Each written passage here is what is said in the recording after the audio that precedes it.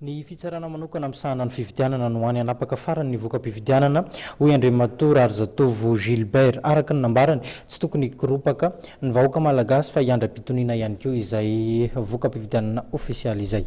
Mbola tsy ofisialy fa vonjy maiky ny valim-pividianana voakanisy voamera manokana amsahana fividianana na nisy zenitiny ka tokony tsy ho ataitra. Araka ny nambaran'Andriamatoa ary Zatovo Gilbert avy amin'ny vondrona mpanohana ny kandida Jean-Louis Robinson. Marina voka-pividianana vonjy maiky iny zany hoe mbola tsy ofisialy. CES moa zany mamoaka ny vokatra farany zany.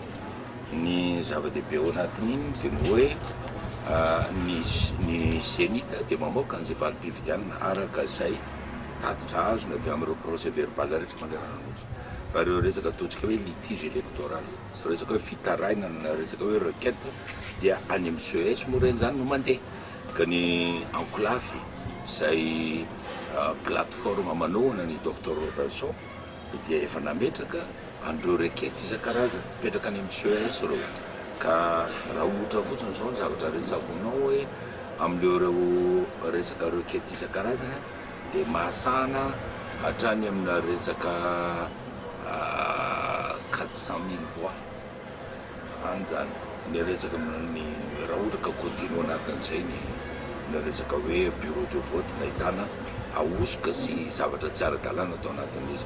Ka amin'ireo procès verbal mitambatra ireo dia efa misy an'izay mahakasika an'izay resaka hoe électeur le 400,000 électeur satria ny fahitana azy dia nitao anatin'ny district 410 ambizato amin'ny 510 ambizato dia nahitana ny enclave plateforme osoka sy resaka tsy ara-dalàna avokoa.